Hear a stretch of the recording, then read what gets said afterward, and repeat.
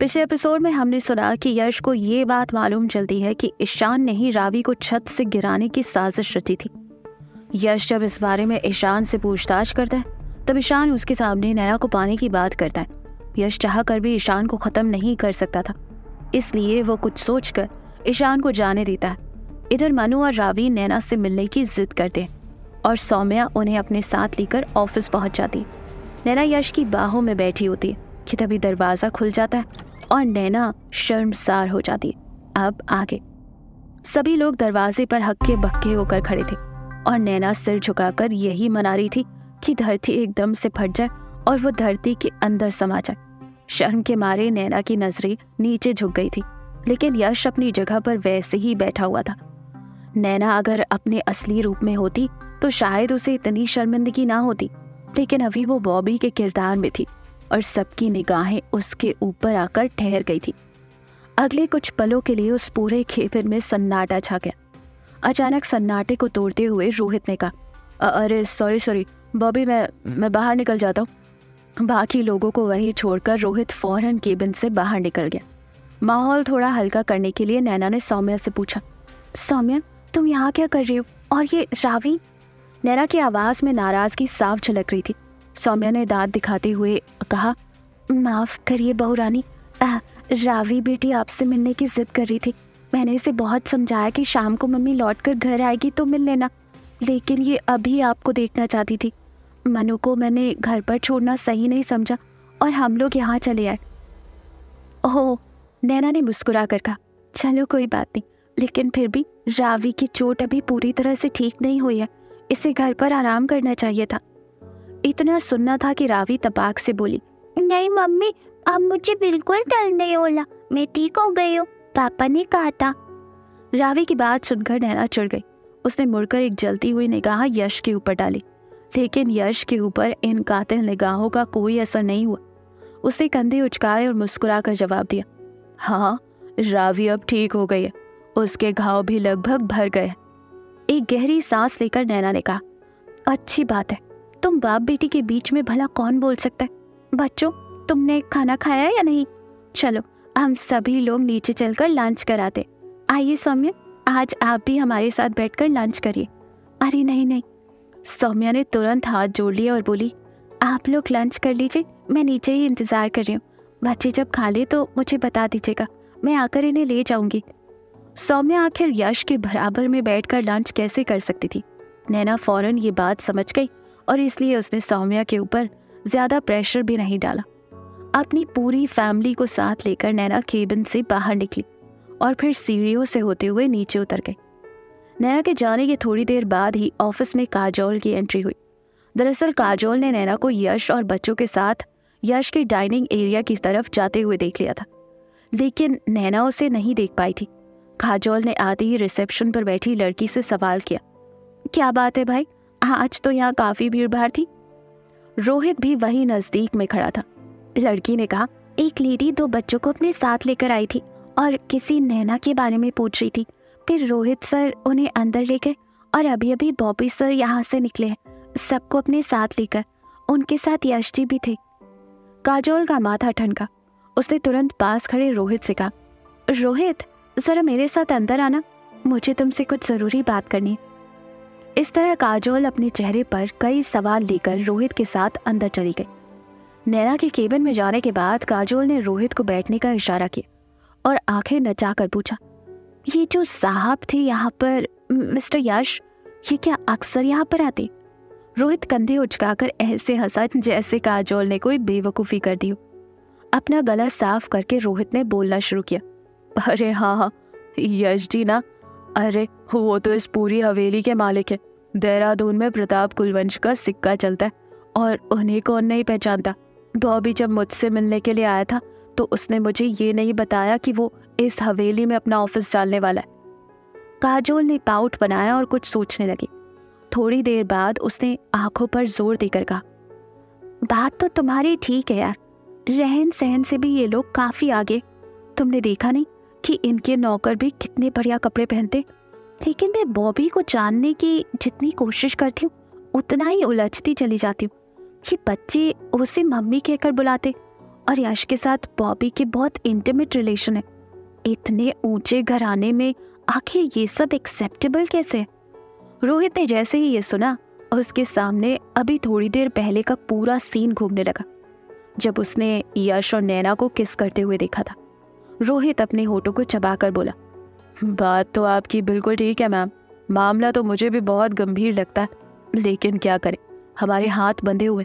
मैं तो यहाँ सिर्फ अपने काम के लिए आता हूँ और अपने काम से ही मतलब रखता हूँ। कियान को नई हवेली पर रोकने के लिए यश ने जो चारा फेंका था, कियान उस स्पोर्ट्स कार को अपने साथ पुरानी हवेली में ही ले आया था। ईशान भी वापस आ गया था, इसलिए कियान अब नई हवेली जाने की जिद नहीं करता था। पुरानी हवेली के पिछले हिस्से में एक काफी बड़ा एरिया था। कियान इस समय उसी जगह पर अपनी कार चला रहा था जब नित्या ने आकर पीछे से उसकी पीठ पर हाथ रखा। कियान ने जब पलट कर देखा तो फौरन अपनी कार को रोक दिया। बड़े प्यार से उसके सिर पर हाथ फेरते हुए नित्या ने कहा, कियान, ये कार तुम्हें बहुत पसंद है ना? देखो बड़े पापा तुम्हें कितना मानते, लेकिन आजकल तुम नई हवेली नहीं जा रहे हो, क्या बात है? नित्या की आंखों में देखकर कियान ने बेचारगी से कहा, बुआ, मैं तो मनु और लावी के साथ खेलने के लिए जाना चाहता था, लेकिन अभी लावी को चोट लगी है, वो तो कई दिनों से स्कूल भी नहीं आ रही। रावी को चोट लगी है?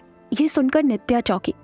वो फौरन वहीं घास पर घुटने के बल बैठ गई और उसे कियान की तरफ देखकर कौतूहल से पूछा, रावी को चोट लगी है, लेकिन कैसे?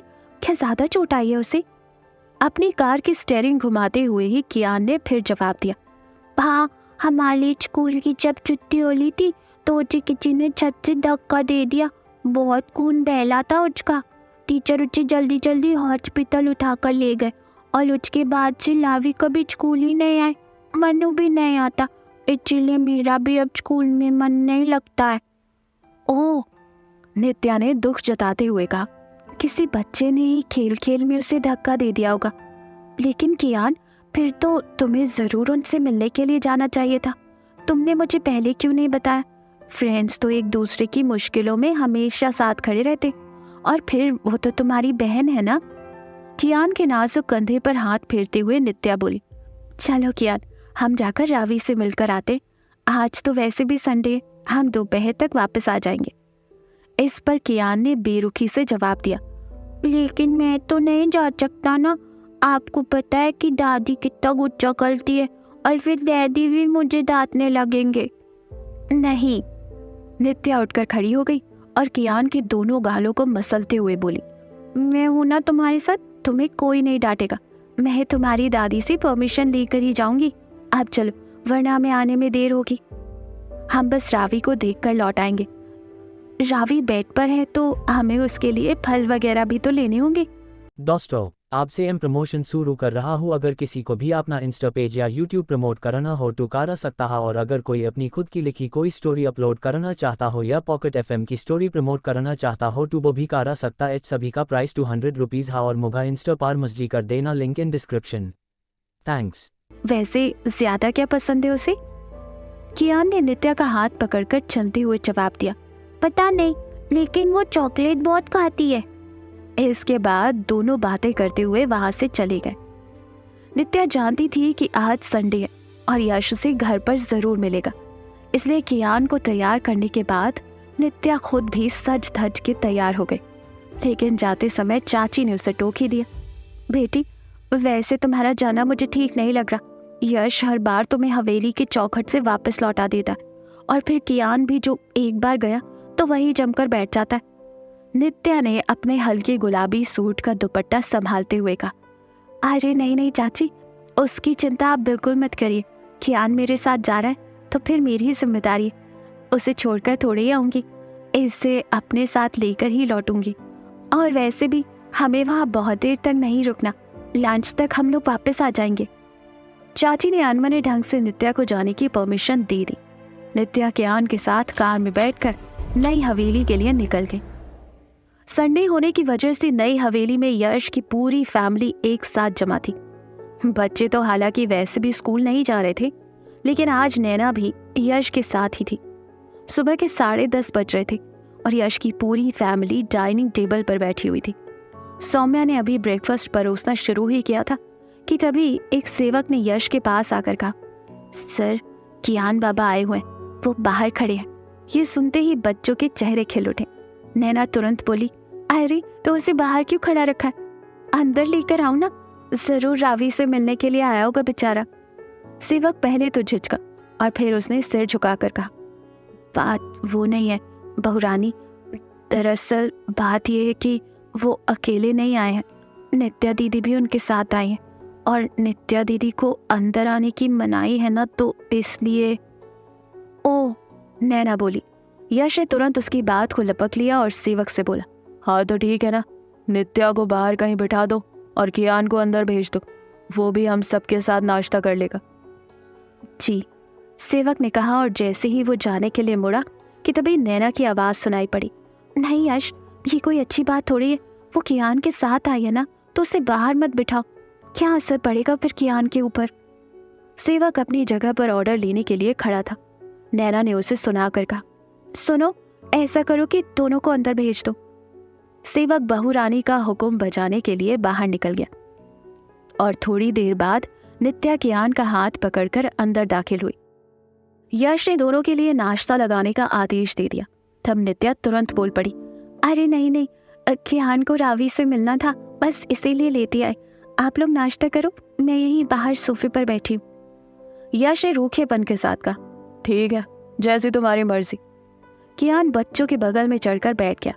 नैना ने भी नित्या को एक बार भी नाश्ते के लिए नहीं कहा और कियान सभी लोगों के साथ बैठकर नाश्ता करने लगा। हॉल में बैठी हुई नित्या बहुत गौर से भौपी बनी नैना को देखे जा रही थी। थोड़ी ही देर में नैना उठ गई और बच्चों से बोली, चलो बच्चों, अब तुम आराम से नाश्ता करो, मेरा तो हो गया। क्यों? यश ने तुरंत उसकी तरफ सवालिया निगाहों से देखा। नैना ने एक बनावटी मुस्कान के साथ कहा, अरे समझा करो बात को, घर पर कोई आया है और हम लोग सब यहाँ बैठे, गेस्ट को एंटरटेन करना भी तो ज़रूरी है ना। नैना ने यश की तरफ देखकर जवाब दिया और फिर बाहर निकल गई। नित्या नैना की हर एक एक्टिविटी पर नज़र रखे हुई थी, इसलिए जैसे ही नैना आकर उसके सामने बैठी, नित्या थोड़ी परेशान हो गई। नैना ने अपनी आवाज़ में भारीपन लाते हुए कहा, क्या मैं पूछ सकता हूँ कि आप इतनी देर से मुझे क्यों घूर रही हैं? क्या नित्या और बॉबी के बीच में फिर कोई कलह होने वाली है? जानने के लिए सुनते रहिए पॉकेट एफएम, आपकी आरजे प्रिया के साथ।